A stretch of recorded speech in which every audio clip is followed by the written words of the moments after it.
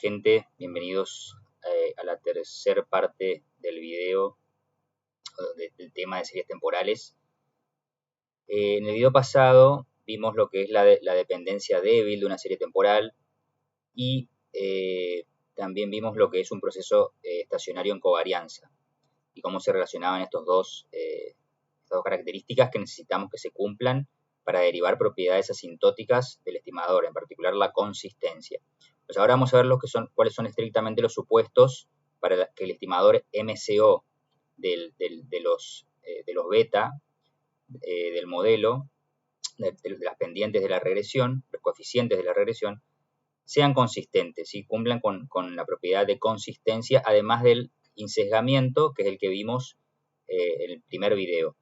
A diferencia de los supuestos de insesgamiento, estos supuestos son mucho más débiles, mucho menos exigentes. Por lo tanto, la consistencia se logra con mayor facilidad, con menos supuestos que tienen que cumplir los datos, que el insesgamiento. Por eso es la propiedad más importante. Bueno, el primer supuesto es la linealidad en parámetros. Como siempre, el modelo es lineal en parámetros. Y el proceso estocástico que genera la serie de tiempo es débilmente dependiente, ¿sí? Ojo, si voy a regresar dos variables o más entre sí a una regresión donde hay una variable contra un conjunto de k variables, como teníamos en la regresión de cross-section, un regresor y contra un conjunto de variables o regresores x, necesito que todas las series sean débilmente dependientes, ¿sí? Estacionarias y débilmente dependientes. Tengo que hacer el test para que cumpla ese supuesto que vamos a ver ahora cómo se hace el test, a todos los regresores, regresando y regresores. Bien, entonces si todos los regresandos y regresores, todas las variables que voy a usar son estacionarios y en covarianza y débilmente dependientes, entonces se cumpliría este supuesto con el modelo lineal en parámetros. El supuesto 2 le dice exogeneidad contemporánea. Recuerden que antes, en el video 1, vimos que el supuesto que les pedía, a ver si lo encuentro acá, para insesgamiento era este. Esperanza de U medido en el momento t, condicional a todas las x en todas las temporalidades, es decir, en todos los tiempos, todos los periodos, ¿sí? Y esto era muy fuerte porque se refiere a los periodos por delante de t y por debajo de t, en el futuro y pasado. Mucho más estricto que este que tenemos acá, que solamente pide la misma temporalidad, t y t, ¿sí? Solamente requiero que los regresores evaluados en el momento t no se relacionen, o sea, no muevan, no expliquen a la esperanza de U, o sea, el error, en el mismo momento t, ¿sí? O sea que ahí eso ya es más débil, no es tan estricto. Entonces se llama exogeneidad contemporánea y se tiene que cumplir para todo periodo de tiempo, ¿sí? Para todo t. El tercer supuesto es multiconalidad imperfecta, como el mismo que teníamos antes, que los regresores, las x no estén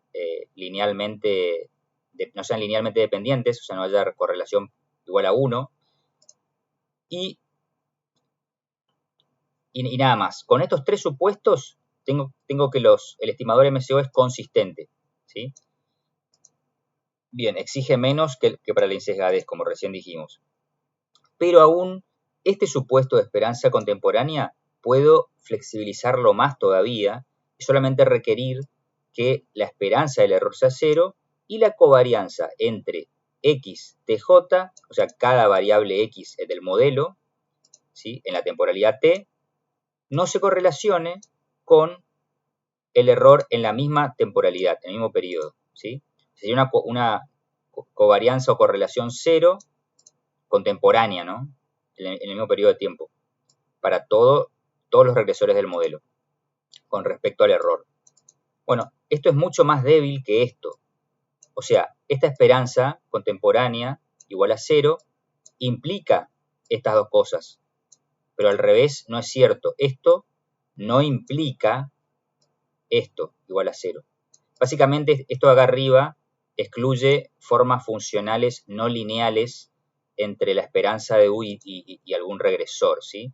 En cambio acá estamos solamente exigiendo relación lineal de cada X con U, ¿se entiende? Esto se puede hacer siempre y cuando el modelo el modelo lineal que yo especifico está correctamente especificado. Entonces, si está correctamente especificado, ya va a contener las no linealidades necesarias, ¿sí? para cumplir esto. O sea que no necesito, con solamente que cumplir esto para cada regresor es suficiente, ¿sí? O sea, si hay un término cuadrático en alguna X, tengo que incluirlo en el modelo. Entonces, simplemente luego pido esto y nada más. Y esa no linealidad cuadrática, que es lo que pide esto en el fondo, ya estaría cumplida, ¿sí? Es una forma, es un poco sutil verlo, pero si pueden verlo mejor. O sea, esto es más débil, pero necesita que esté mi modelo correctamente especificado, o sea, lo más aproximado al proceso generador de datos real, o por lo menos que explique lo mejor posible mi serie de datos. Bueno, con estos tres supuestos, entonces tenemos que el estimador MCO es consistente, ¿no? Tenemos la consistencia. Ahora nos queda ver qué hacemos, con con las varianzas y el error estándar, porque recuerden que tenemos que ver que la formulita con la que derivamos el error estándar sea válida, ¿sí? ¿En qué contexto es válida? Asintóticamente, porque estas son propiedades de muestras grandes, ¿sí? Bueno, para eso también vamos a flexibilizar lo que vimos para insesgamiento, o para muestras chicas, digamos, para inferencia en muestras chicas. Ahora tenemos inferencia en muestras grandes versus inferencia en cualquier tamaño muestral, que se llama típicamente con muestras chicas, muestras pequeñas, ¿no? Con muestras pequeñas habíamos visto, o muestra finita, ¿no? Esas propiedades de muestra finita. Habíamos visto en el video 1 que necesitábamos dos supuestos para derivar la varianza de MCO con series temporales, que era la homocedasticidad, ¿sí?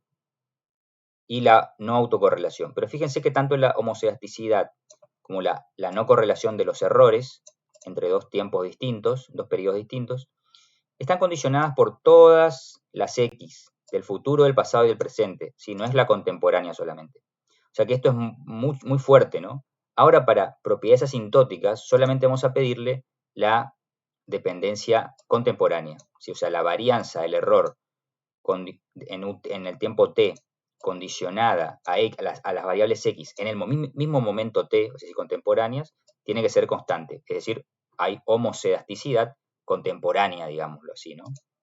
La varianza del error dado x es igual a sigma cuadrado, ¿sí? Es más flexible que el caso de insesgamiento, ¿sí? Porque solamente pedimos que esto sea contemporáneo, mismo periodo. Y lo mismo con el supuesto de no correlación serial.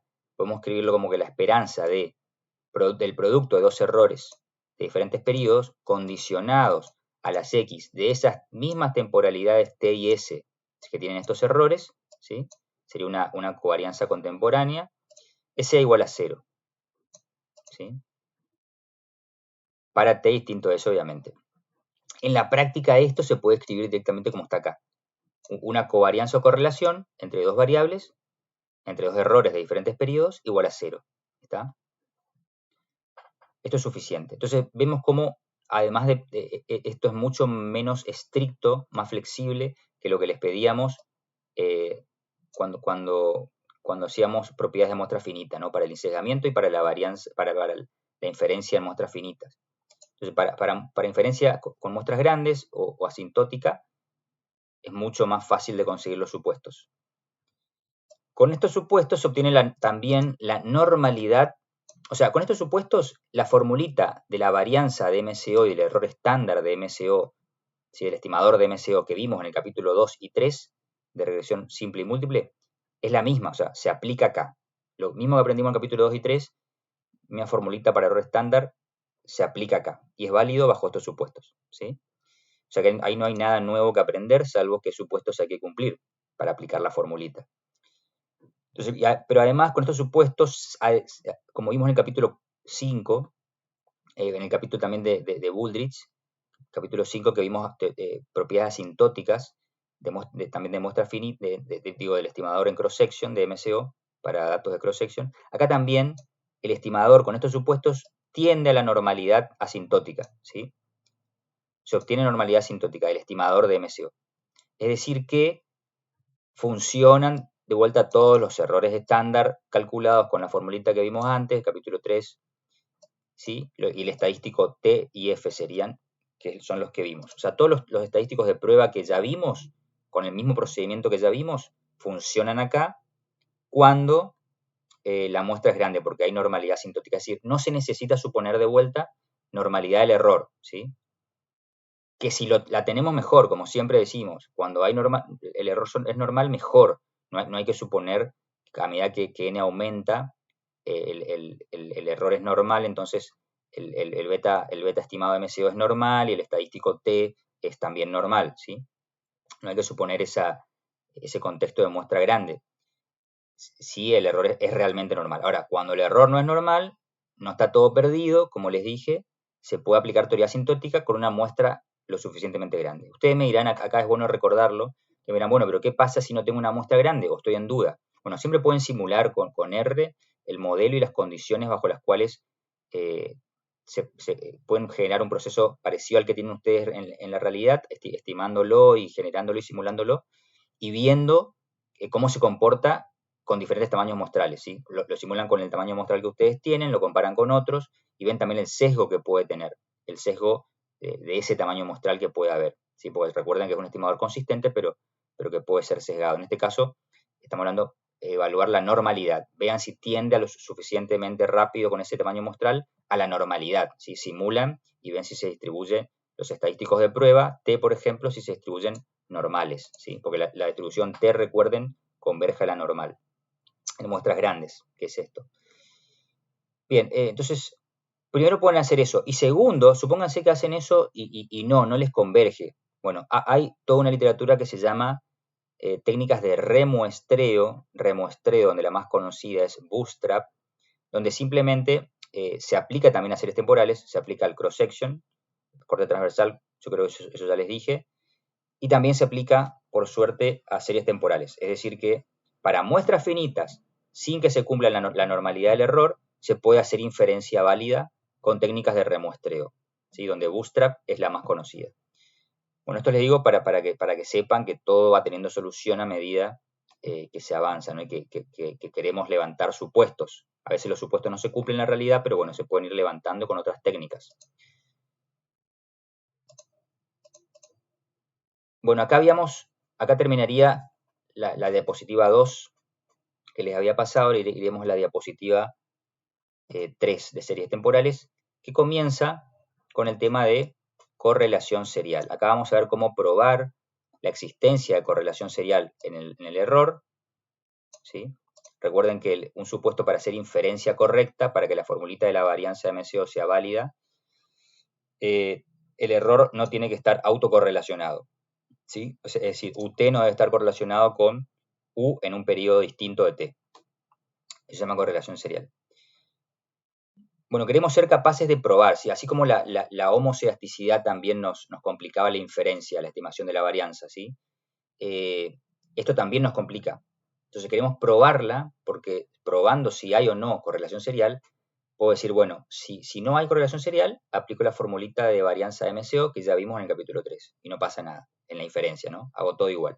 Ahora, si hay correlación serial, así como había cuando había heterocedasticidad, ¿qué hago? Bueno, tengo que construir una fórmula para la varianza del estimador MCO robusta la heterocedasticidad. En este caso va a ser robusta la correlación serial. Por eso es importante probar primero si existe o no el problema. Entonces queremos ser capaces de probar si los errores están correlacionados serialmente o no. Entonces queremos contrastar esto básicamente. ¿Sí? Supónganse que tiene un modelo de los errores, ¿no? UT depende, este es el supuesto más sencillo que pueden hacer, de correlación serial, es donde U en el periodo T depende de U en el periodo pasado, T-1. ¿Sí? ¿Cómo es la dependencia? A través del coeficiente ρ. Entonces, probando que ρ es igual a 0, ustedes quiebran la relación entre UT y UT-1, es decir, no hay correlación serial, de la más sencilla, ¿no? Esto se puede complicar haciendo UT-1, UT-2, UT-3, extendiendo este modelo con más rezagos de U, ¿sí? Con más periodos hacia atrás. Pero esto sería lo más fácil y después se extiende de la misma manera, se testea las otras hipótesis y listo. Pero para entenderlo, este es el modelo más fácil. De hecho, es muy útil porque suele ser así de simple la autocorrelación en muchas aplicaciones. No hace falta más complejidad.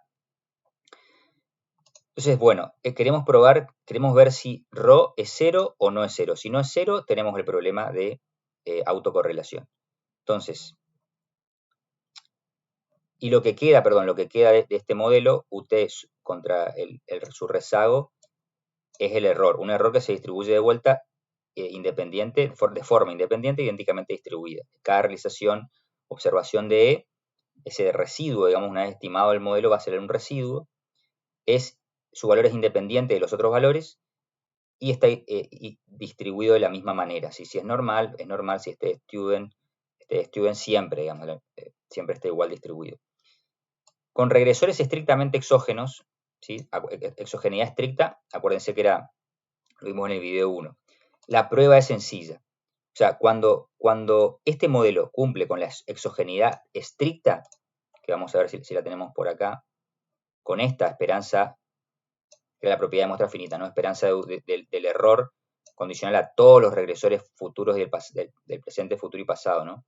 Es igual a 0. Bueno, si se llegase a cumplir esto en este contexto, es decir, la esperanza de este error condicionado a todos los errores del futuro, presente y pasado, ¿sí?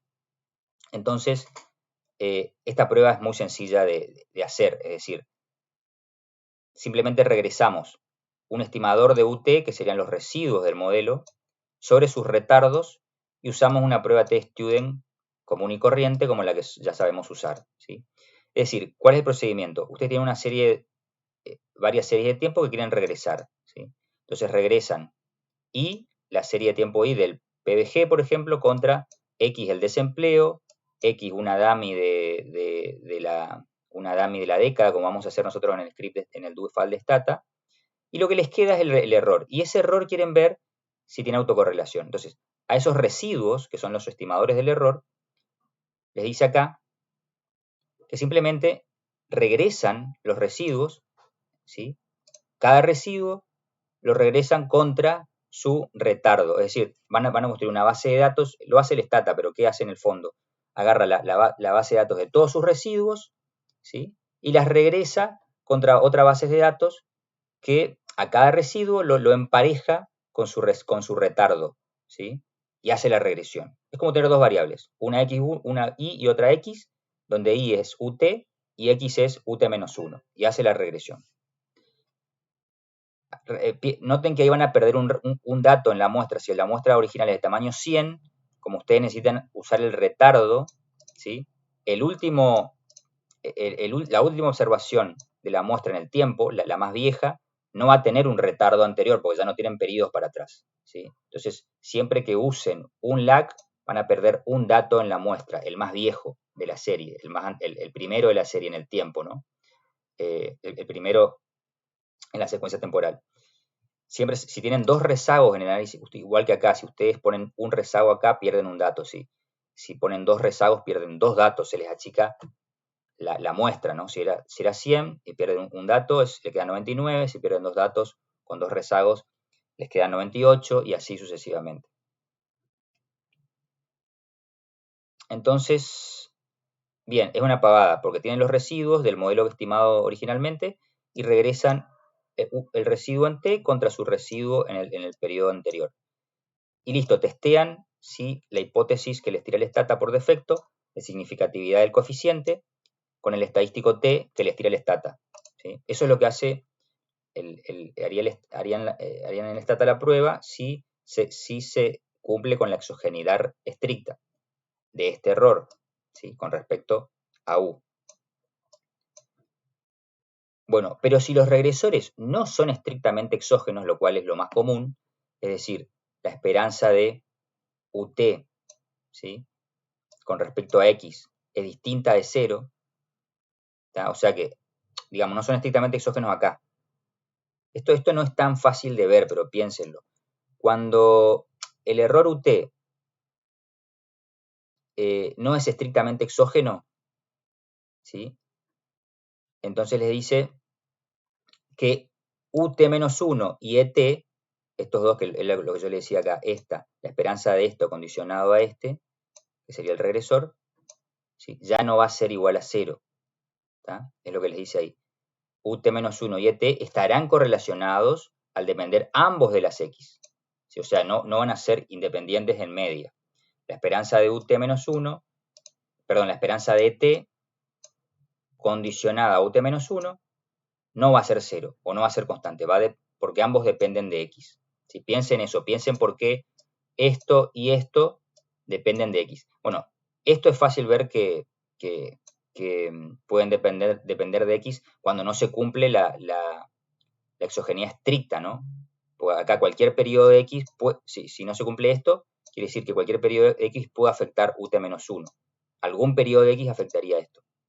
Y lo mismo pasa con ET, ¿por qué? Porque ET es simplemente una parte de UT, que también es error. Entonces, si no se cumple la exogeneidad estricta, ¿sí? Entonces, ese UT puede depender de alguna X, porque no se cumple esta exogeneidad, ¿sí? Puede depender de alguna temporalidad de X, entonces su parte, su porción que es ET, también puede depender.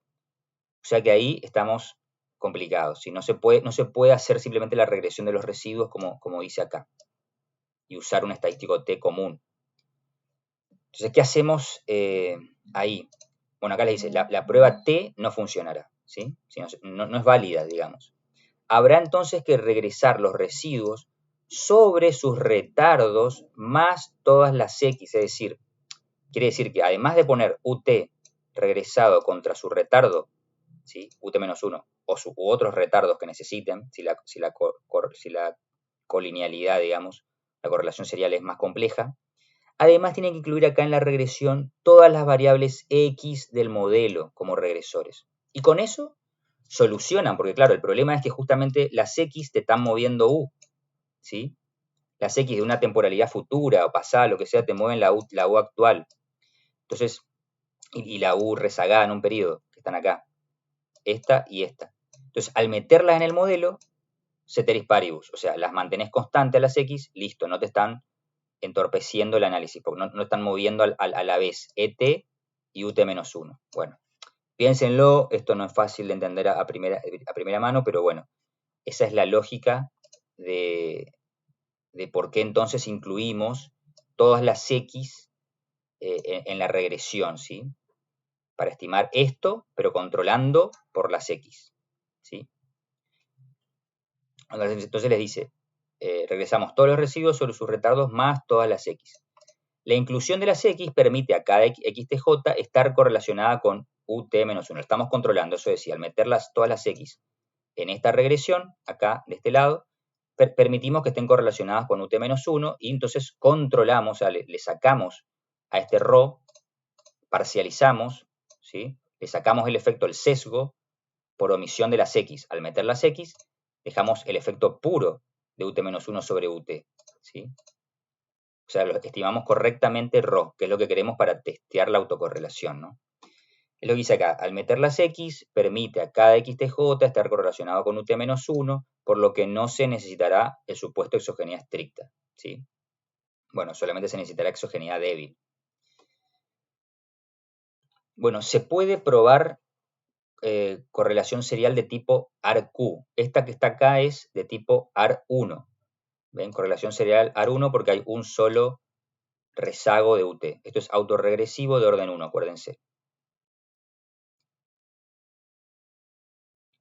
De la misma forma les dice que para el AR1, es decir, agregando más rezagos de U y listo.